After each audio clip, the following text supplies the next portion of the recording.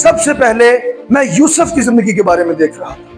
یوسف اپنے باپ کا پیارا ہے، بڑھاپے کا بیٹا ہے، اور وہ اس سے بے پناہ پیار کرتا ہے۔ اس کے لیے ارینجمنٹ اس نے ایک بک المون کبا کی، اور اس کے بھائیوں نے اس ڈریس کی وجہ سے اس کے ساتھ اور زیادہ نفرت کی۔ یوسف نے ایسی تابعداری کر کے دکھائی، ایسی فرمانبرداری کر کے دکھائی، باوجود ساری اپنی مخالفت کو ایک سائڈ پہ کیا۔ اس نے کسی کے گلے پڑھ کر کسی کا گلا نہیں گھونٹا کہ تو نے میرے ساتھ ایسا کیوں کیا۔